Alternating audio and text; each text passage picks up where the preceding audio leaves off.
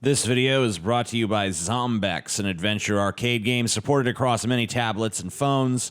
Brought to you by an independent developer who can't wait to share their game with you. It kind of operates on a Space Invaders or Centipede system of using projectiles to keep enemies, zombies in this case, from reaching your portion of the screen. I thank them for supporting my channel by sponsoring this content, and I urge you to check out their game by clicking the sponsored link in the description section of this video. And now, on to the video. The most powerful and iconic cinematic redemption is that of Darth Vader, aka Anakin Skywalker, at the end of Return of the Jedi. After spending the majority of the three classic Star Wars films being a dastardly villain, Darth Vader saves his son Luke from certain death, kills his master, the Emperor, and effectively scores the winning goal for the rebellion against the very empire that he'd spent his life upholding. Luke and Vader share a tender moment where Vader removes his mask, looks upon his son with his own two eyes, and then he dies. Not as a villain, but as a redeemed hero. Anakin Skywalker joins Yoda and Obi-Wan in the Force, and he smiles at his son in a final gesture of fatherly approval. But is Darth Vader truly redeemed? I mean, this isn't just a guy who was a bit of a crabby jerk who decided to be nice, like Ebenezer Scrooge. This is a guy who slaughtered villages, helped destroy the Jedi, killed more children than Freddy Krueger, helped build a totalitarian empire that subjugated the entire galaxy, participated in the destruction of an entire planet without a moment of hesitation or conflict, killed his underlings for the slightest infraction, tortured captives without hesitation, and those are just the things that we saw him do. Imagine the things he did in between. So can someone like that be redeemed by the fact that he saved his own child? Is that really an adequate good deed to cancel out genocide and a life filled with wanton slaughter, violence, and cruelty? Now, you could say it's only a movie, and you're right. But in a climate of increasingly frequent scandals involving the dirty deeds of actors, businessmen, politicians, and even Supreme Court nominees, the topic of immorality and what it should cost is very present on people's minds. Hell, BoJack Horseman just devoted an entire season to these kinds of questions. To me, one of the most interesting concepts raised by the show, BoJack Horseman, is the concept of good, not just as something that you can do in a big, grand gesture, but something that has to be sustained day in and day out. However, even the show must admit that it's something we all fail at, albeit to varying degrees. The problem with Darth Vader's redemption is that it's not a sustained goodness, not a goodness that he must wrestle with day in and day out. It's a goodness that he can display in one spectacular moment of heroism. Then he gets to die a hero and go to Jedi heaven, like a serial killer turning to Jesus on his deathbed. Only he's worse than a serial killer. He's a genocidal maniac, willing to wipe out an entire planet of billions of peaceful people just to send a message. Not only can he do something that evil, but he can do it without reservation, without hesitation, without the slightest hint of conflict. So for him to have such an easy redemption rings a bit hollow on deeper examination. Then again, you could argue that this is a fairer standard. We've seen countless talented people destroyed over a single transgression, and in film, it often only takes one act of evil to turn a virtuous character into a corrupt one. I mean, think about Harvey Dent in The Dark Knight. He's a bastion of virtue, willing to look the powerful criminal element of his city in the eye and not blink. For many in the city, he's a symbol of hope, a symbol of a city in renewal where good can still triumph over evil. But through the machinations of the Joker, Harvey Dent is corrupted into the vicious Two-Face, who sinks so low as to threaten to shoot a child in front of his own father in a twisted quest for revenge against a world that wronged him. A character's good guy badge can be revoked by a sudden turn to evil, so is it really any more implausible to imagine that a character's bad guy badge can be removed by a sudden conversion to the light side of the Force?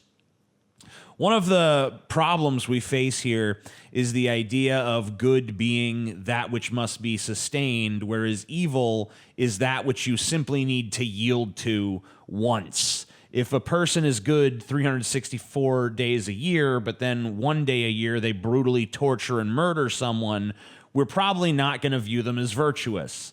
Also, we're not going to view someone as virtuous who spends their days raping, murdering, and robbing just because they volunteer one day a week at like a local soup kitchen or something.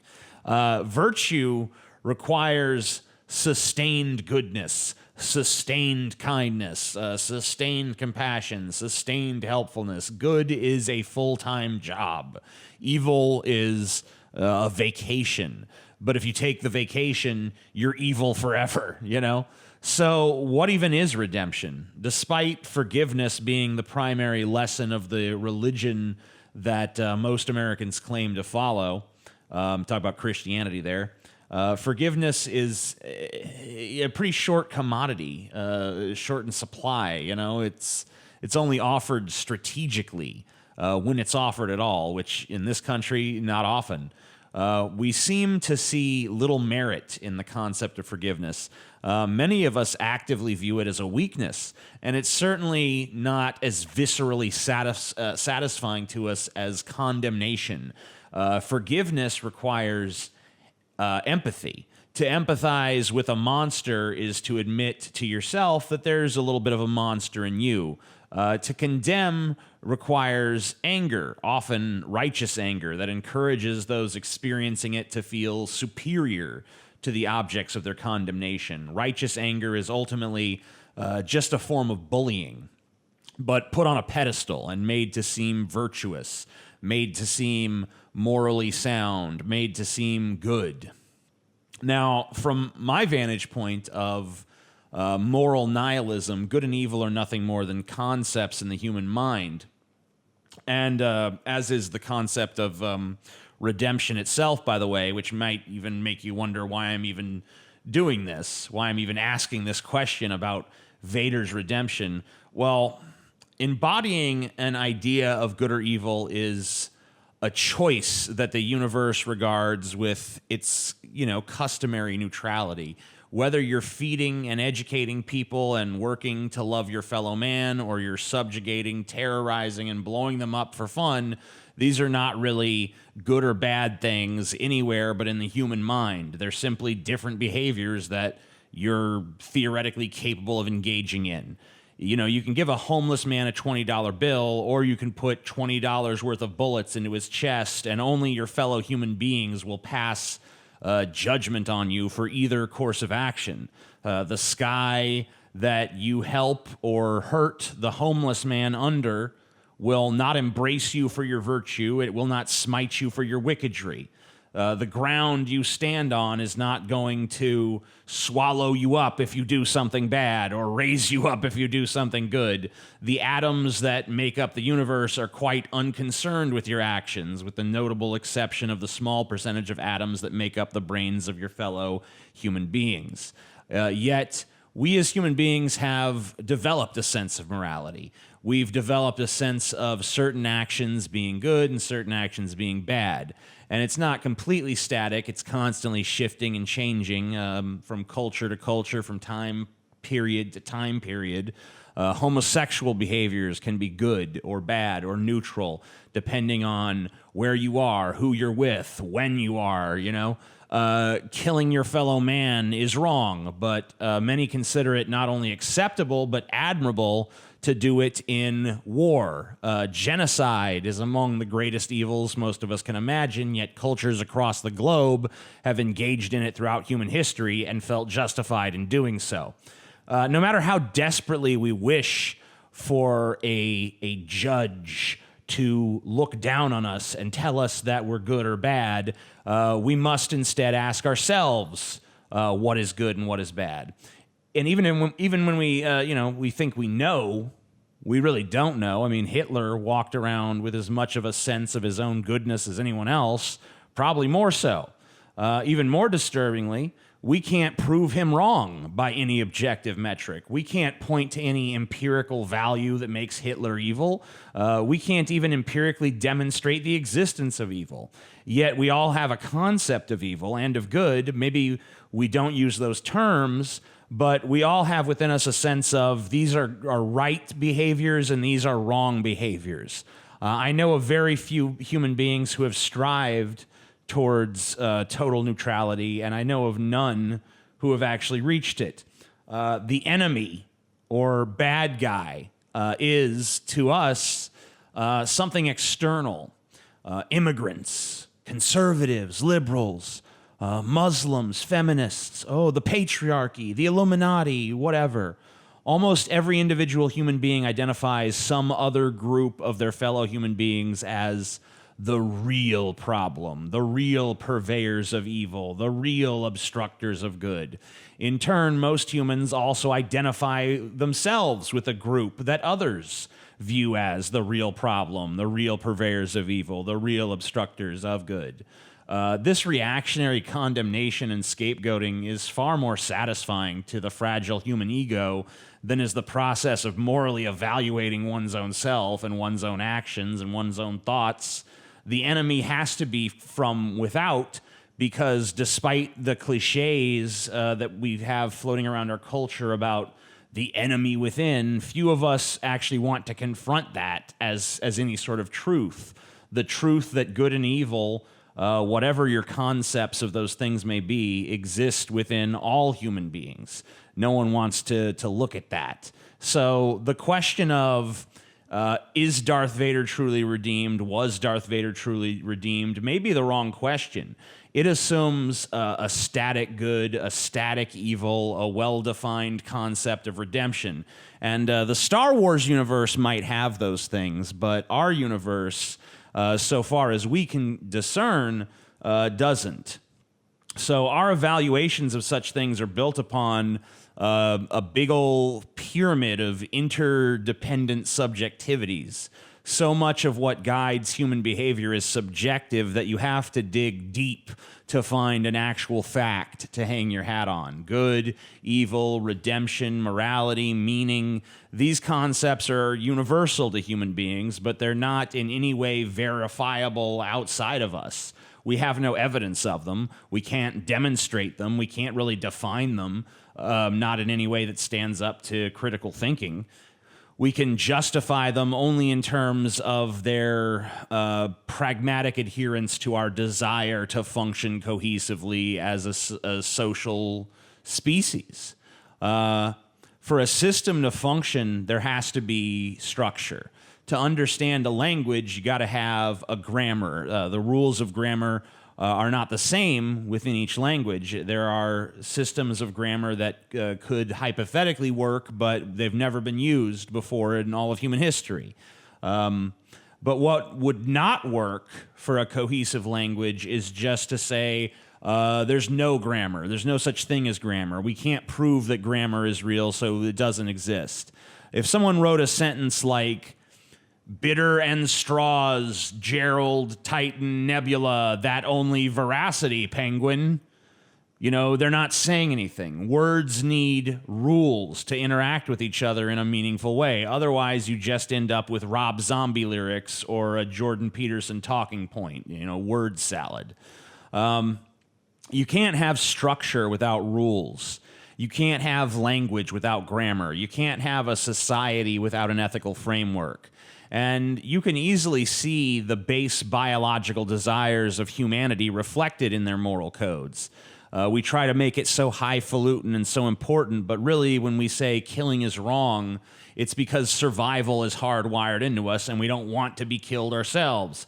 When we say stealing is wrong, it's because we don't want to be deprived of our own resources. When we say rape is wrong, it's either because we don't want to be raped or because we don't want our families to be raped, because we don't want unfit genetic material propagating within our bloodlines. Most of the rules that we have created for the sake of our social cohesion are built on a foundation of base animal instincts and nothing more. They're not objectively verifiable, but they're pragmatically necessary. And just as grammar can vary between languages, morality can vary between human superorganisms, collectives of human beings. And we encounter a group with, when we encounter a group with morals different from our own, we call them evil, or at least we view them as misguided, The more different their morality is from our own, the more evil we find them to be.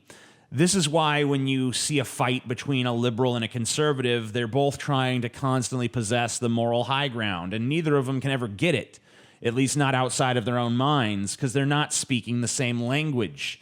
They're not using the same moral grammar. A conservative might say, to tax the rich is immoral because it's stealing wealth from those who earned it, to give it to those who didn't earn it. A liberal might say to not tax the rich more heavily is immoral because we could use that money to benefit a far greater number of people who are sick and hungry and destitute. And both will look at each other and look at these statements as if they're hearing something that's just completely monstrous from a deranged person that's not connected to any sort of moral reality, but is just twisted and wrong and misguided and probably evil. It always amuses me to see visions of a far future where human beings can peacefully coexist with alien races, because we can't even peacefully coexist with one another. The sense of right and wrong that exists within another group of human beings is alien enough for us to label them as like enemies. Yet we're going to happily coexist with a philosophy that is literally alien to us. I find the idea dubious. That's a digression, but here, let's get back to the point. Star Wars, at least as it exists in the canon of the original trilogy, doesn't make much of an effort to explore the value systems of either the Empire or the Rebellion. They're just generic placeholder good and generic placeholder evil. Basic templates that the viewer is invited to project their own morality onto. So from the vantage point of that, we don't know what Vader's redemption really entails. We understand that he saved his son and that he gained his son's forgiveness, but we don't know much about the specifics in terms of his change in moral grammar. I'd say there's really not even adequate evidence to show that such a change took place. I mean, let's take a deeper look into the circumstances of his conversion to the light side. Let's not forget this interesting fact. Darth Vader only kills the Emperor and saves his son moments after the Emperor ordered Vader killed. So not only did Darth Vader's redemption involve him saving his own son, it involved him saving his own son from someone who just moments before had tried to have him murdered. So protecting your own offspring by killing a man who literally just gave you ample reason to kill him is supposed to be an act of retribution for years of genocide and murder and cruelty and tyranny. That represents a moral shift so seismic that it can take you from being a master of evil to a good guy who gets to go to Jedi heaven. I mean, come on. Now, do those things make Vader's redemption believable? I think they do, but they do so at the cost of not making it much of a fucking redemption. If we consider the prequels canon, and I try not to, then the message is even more mixed. He fell to the dark side because he defied his masters and all that he'd sworn to uphold in order to protect a loved one from a terrible fate. And now he's being redeemed from the dark side because he defied his master and all that he had sworn to uphold to protect a loved one from a terrible fate. So not only is the message beyond muddy there, but it gives the impression of a character who not only has not learned anything, but who's still operating on the same basic philosophical framework that he always has. In other words, Darth Vader was never redeemed.